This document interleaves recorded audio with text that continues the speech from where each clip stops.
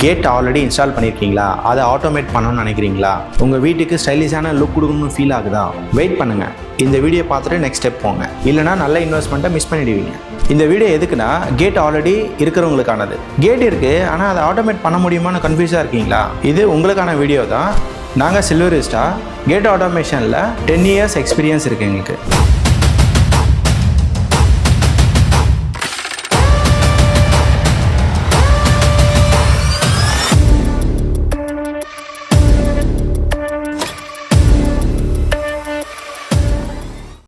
Gate automation பண்ணணும்னு நினைக்கிறீங்களா?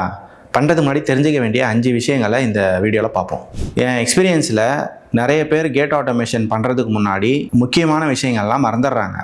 அதை நினச்சி அதுக்கப்புறம் வருத்தப்படுறாங்க. அந்த கன்ஃபியூஷன்லாம் கிளியர் பண்ணுறதுக்காக தான் இந்த வீடியோ. வணக்கம், நான் Arunkumar, gate automation expert. Gate automate பண்ணுறதுக்கு முன்னாடி நம்ம என்ன மாதிரி விஷயங்களை பார்க்கணுங்கிறதுல ஃபர்ஸ்ட் பாயிண்ட் வந்துட்டு, கேட் டைப் வந்து பார்த்தீங்கன்னா ஒரு 3 டைப்ஸில் கேட் இருக்குது. ஒன்று வந்து பார்த்தீங்கன்னா ஸ்லைடிங் கேட்டு, நெக்ஸ்ட்டு ஸ்விங் கேட்டு, அதுக்கடுத்து வந்து ஃபோல்டிங் கேட்டு. இப்போ வந்து ஸ்லைடிங் கேட்டுக்கு பார்த்தீங்கன்னா ஒரு சிங்கிள் மோட்டர் வரும். ஸ்விங் கேட்டுக்கு பார்த்தீங்கன்னா டுவல் மோட்டர் ஒரு கண்ட்ரோல் பேனல் வரும். ஃபோல்டிங் கேட்டுக்கும் அதே மாதிரி தான், டுவல் மோட்டர் ஒரு சிங்கிள் கண்ட்ரோல் பேனல் வரும். என்ன டைப் ஆஃப் கேட்டுங்கிறத பேஸ் பண்ணி தான் நம்ம இந்த மோட்டரை செலக்ட் பண்ணவே செய்யணும். அடுத்த 2வது பாயிண்ட் வந்து பார்த்தீங்கன்னா கேட் கண்டிஷன். கேட் வந்துட்டு இப்போ நார்மலாக நீங்கள் மூவ் பண்ணும்போது ஈஸியாக அது மூவ் ஆகணும். அது ஈஸியாக மூவ் ஆகலை அப்படின்னா ஆட்டோமேட் பண்ணுறது ரொம்ப டிஃபிகல்ட்டிஸ் ஆகிடும். மோட்டருக்கு வந்து பார்த்திங்கன்னா நம்ம வந்துட்டு எக்ஸ்ட்ரா லோடு எடுக்கிற மாதிரி இருக்கும். ஸோ அப்போ வந்து மோட்டரோட லைஃப் டைம் வந்து ரொம்ப கம்மியாக தான் வரும்.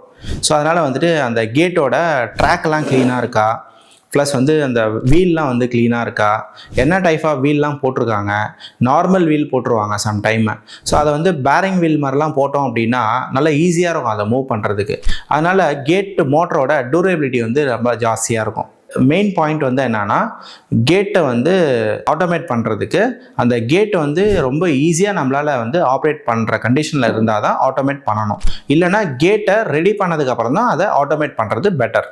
3வது ஆப்ஷன் என்ன செக் பண்ணோம் அப்படின்னா, இம்பார்ட்டண்ட் வந்து எலக்ட்ரிக்கல் பாயிண்ட். எலக்ட்ரிக்கல் பாயிண்ட் வந்து ரொம்ப இம்பார்ட்டண்ட். அது இல்லைன்னா நம்மளால் ஆப்ரேட் பண்ண முடியாது. ஸோ அப்போ வந்து மோட்ரு ஃபிக்ஸ் பண்ணுறதுக்கு நியர்பை ஷாக்கெட் எங்கன்னா இருக்குதா அப்படின்றத நம்ம பார்க்கணும். அது இல்லைன்னா அதை வந்து ஆர்கனைஸ் பண்ணணும். இல்லைனா அதுக்கான இன்வெஸ்ட்மெண்ட் ஜாஸ்தியாகிடும். நம்ம எங்கேயாச்சும் பேனல்லேருந்து பவர் கொண்டு வரணும், இந்த மாதிரி ஆக்டிவிட்டீஸ்லாம் பண்ணுற மாதிரி இருக்கும். அதனால் இந்த வீடு கட்டும்போதே, அந்த கேட்டு போடும்போதே கேட் ஆட்டோமேட்டிக் பண்ணுறதுக்கான எலக்ட்ரிக்கல் பவர் ஷாக்கெட்டை மோட்டருக்கு நியர்பை கொடுக்கறது பெட்டர் ஆப்ஷன்.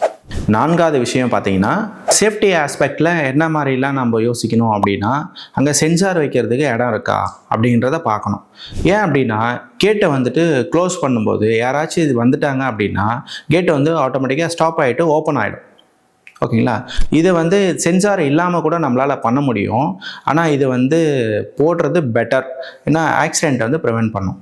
5வது பார்த்தீங்கன்னா கண்ட்ரோல் பண்ணுறது. கேட்டை வந்து நம்ம என்ன மாதிரியெல்லாம் கண்ட்ரோல் பண்ண முடியும் அப்படிங்கிறத பார்ப்போம். கேட்டை வந்து நம்ம ரிமோட்டில் டிஃபால்ட்டாகவே மோட்டர் கூட ரிமோட் வந்துடும். அந்த ரிமோட்டை வச்சு நம்ம ஓப்பன் பண்ணிக்கலாம். ஆர் மொபைல் ஆப் வச்சு ஓப்பன் பண்ணலாம். பட்டன் கொடுத்துருவாங்க, பட்டன் சிஸ்டம் வச்சு ஓப்பன் பண்ண முடியும். கீபேட் ஆப்ஷன் இருக்குது, கீபேடை வச்சு ஆப்ரேட் பண்ணிக்க முடியும். இதை தவிர்த்து நம்ம வந்து ஹோம் ஆட்டோமேஷன் ப்ராடக்ட்ஸ் கூட இன்டெகிரேட் பண்ணிக்கலாம். லைக்ஸ் இப்போ வந்து வீடியோ டோர் ஃபோன் வச்சுருப்பாங்க. வீடியோ டோர் ஃபோனை வந்து ப்ரெஸ் பண்ணாங்கன்னா கேட் 1 அப்படின்னா கேட் 1 ஓப்பன் ஆகிடும் உங்களுக்கு.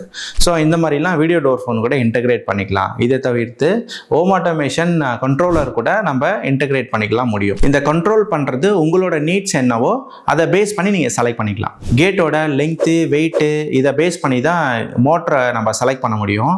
அப்படி பண்ணும்போது மோட்டரோட கெப்பாசிட்டி என்ன இருக்குது இதெல்லாம் பார்க்கணும். ப்ளஸ் வந்து அங்கே சில விஷயங்கள்லாம் நம்ம பார்க்க வேண்டியிருக்கோம். ஒன்லி மோட்டரை மட்டும் நம்ம ஃபிக்ஸ் பண்ணிட முடியாது. அதுக்கு முன்னாடி எலக்ட்ரிக்கல் பாயிண்ட் எல்லாம் செக் பண்ணணும். சென்சார் கேபிளுக்கான ப்ரொவிஷன் கொடுக்கணும். சில ஏரியாலாம் பார்த்தீங்கன்னா கேட் மோட்டர் வைக்கிற இடத்துல தண்ணிலாம் வரதுக்கு சான்ஸ் இருக்குது மழை பெஞ்சிச்சுன்னா. ஸோ அந்த தண்ணியில் வந்து டேமேஜ் ஆகாமல் நம்ம வந்துட்டு ஹைட் ப்ரொவிஷன் கொடுக்கணும். ஸோ நமக்கு மெயின் திங்ஸ் என்னென்னலாம் பார்க்கணுன்னா, எலக்ட்ரிக்கல் சப்போர்ட் தேவைப்படும், ப்ளஸ் வந்து சிவில் ஒர்க் சப்போர்ட் தேவைப்படும், ஃபேப்ரிகேஷன் ஒர்க் சப்போர்ட் தேவைப்படும். இதெல்லாம் வந்து நம்ம வந்து கரெக்டாக கொடுக்கணும். இப்போ நீங்கள் உங்கள் கேட்டுக்கு ஆட்டோமேட் பண்ணணும்னு நினைக்கிறீங்களா? இந்த நம்பருக்கு கால் பண்ணுங்கள். எங்களோட டெக்னிக்கல் டீம் வந்து உங்கள் கேட்டை சைட் விசிட் பார்த்துட்டு உங்களுக்கு என்ன மாதிரி மோட்டர்ஸ்லாம் தேவைங்கிறத சஜஸ்ட் பண்ணி இன்ஸ்டலேஷன் பண்ணி கொடுத்துருவாங்க.